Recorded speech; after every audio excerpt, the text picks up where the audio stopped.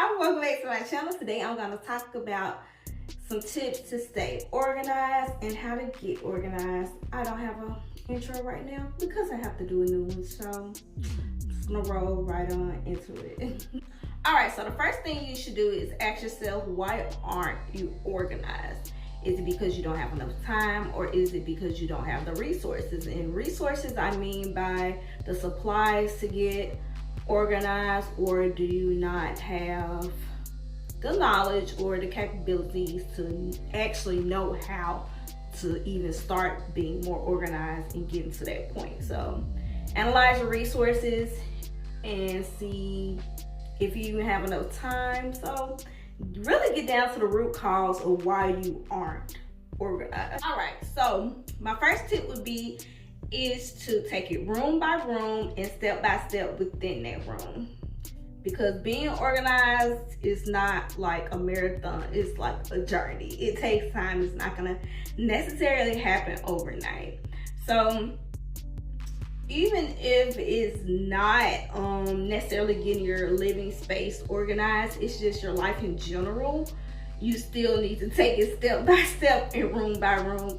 And room by room is categorizing your life. So you have your work life, your home life, and your social life. So those are three different types of things you may want to get organized, and that can be a more in-depth video. That would be a very in-depth video. So if you want more tips on organizing your life, then we'll get more into that. But right now we're talking about, well, I'm talking about a more generalized idea of being organized that can be applied to different spaces in your life. Putting things away immediately helps to keep your space clean and keeping it organized. But in order to put things away, everything must have a home within your home or a space within your life. It has to have somewhere to go in order for you to put it away. So that goes back to my original point of figuring out why you're not organized and taking it step by step. And when you're taking those steps, that's when you are making space to put things in certain areas. So building your space and organizing your space so that you have a space to put things away. That's the best way I can put it. So yeah, putting things away immediately helps to decrease a lot of chaos, especially as a woman. You know, when we get ready, we have stuff everywhere. So before I leave home, what I like to do, I like to start putting things away immediately. Like, say for example, my tweezers. I know my tweezers go in my drawer right here. My edge brush, I know my edge brush goes into the container that I use my hair supplies that's under my sink. I can easily put that away. My like my brow spoolie thing, I know that goes in my first drawer right here. I can boom put that away easily. And by the time before I leave home, my counter is already clean. So when I come home and undress and go through my skincare routine, nothing is in my way, nothing's taking up my time, and I can hurry up and get done with that and settle in for the night. So it also saves you time if everything has a space, and so you can put it away. It's developing a habit of being organized. So go back to your why you weren't organized and what you can do to solve that problem.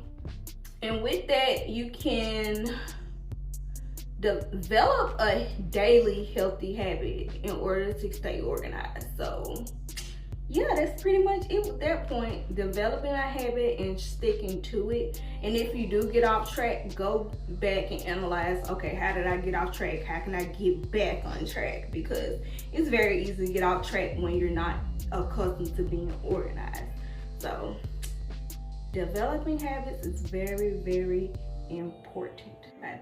So one of the healthy habits that I did start doing is putting things away immediately. I talked about that earlier. So all these things go hand in hand. One healthy habit I can do is putting things away immediately because it decreases chaos when I come back home to get go through my night routine. So yeah, developing those habits any type of habit, in the long run, it does save you time. It does save you mental space. It saves you so much. So yeah, every little thing needs its own space. I don't care how small or insignificant it is. Even your junk drawer is important, because certain things needs to go in the junk drawer. They're not meant to. It's nothing wrong with having a junk drawer. It's just have it to the point where you don't throw everything in there. It's just some things your junk drawer still needs to be organized to where you know what's in there and what's not. Like for me, what do I put in my junk drawer? Like I put the things I use to light my candles, I put those in my junk drawer. My scissors, those goes in my junk drawer.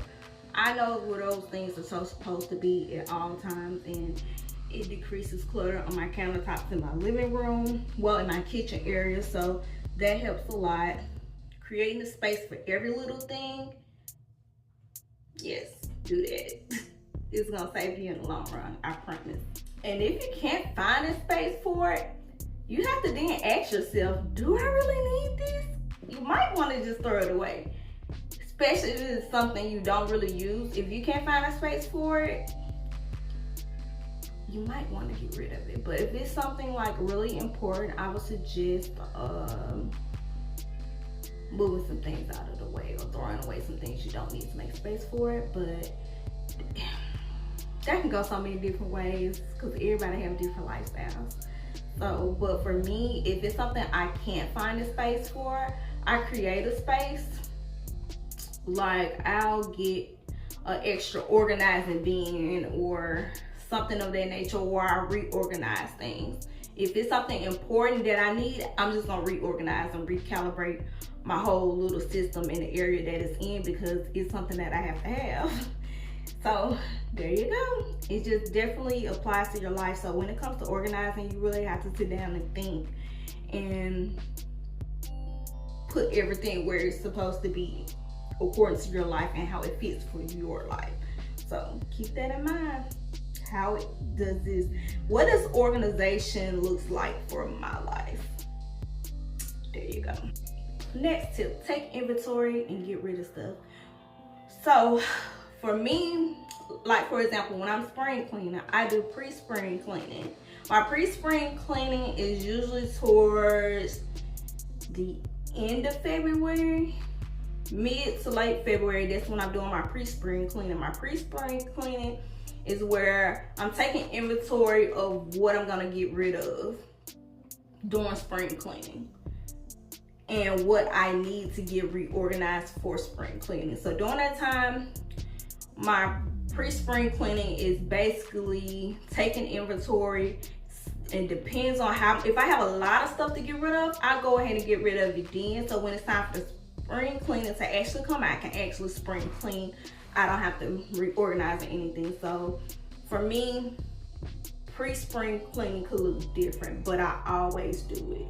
So that's the thing. You can always have a habit, and if it looks different day to day, year to year, that's fine, just as long as you have a habit and you get the job done. Calendar and timing. So you can also set a day and time when you want to organize or reorganize, or however you want to say it for yourself. But yeah, put a time on your calendar and stick to it. But make sure it's a day where you really got the time to do it. Even down to put it on your calendar when you want to plan to organize or take inventory or throw away things. Put it on your calendar. There's nothing wrong with that. It's nice to have a set time to do things, or a set time to get rid of something, or just a set time to get your life together. There's nothing wrong with that. It's nothing wrong with using your calendar. They're on our phones now. Send you a notification if you use it. But yeah, I highly recommend using your calendar to set times to organize. Next tip is your motivation. So I would highly suggest, if you need some motivation when it comes to organizing, look at some organizing TikToks. They have some really good videos, and you can get tips and see what type of things you want to buy so you can organize your space, and that can help get you motivated and excited about organizing. Number 2, I would suggest start small. Make small changes little by little and analyze how those changes make you feel. And once you get a good feeling about those small changes you make, it's gonna make you, give you the motivation to go bigger and do more when it comes to getting organized. So start small, watch those TikToks, just find a way to get motivated about being organized. All right, so that's all I have on tips on being organized and staying organized. And yeah, that's all I have. Thanks for stopping by. I really appreciate you for supporting my video and supporting my channel. Make sure you like, subscribe, comment, and tap that notification bell so you can know every time me, the Curl Maverick, uploads a new video. If you have any questions, drop it down below. If you have any extra tips, drop them down below. If you have any ideas and videos that you want to see in the future, just drop it down below. And I'm gonna holler at y'all later. Have a good day. Bye.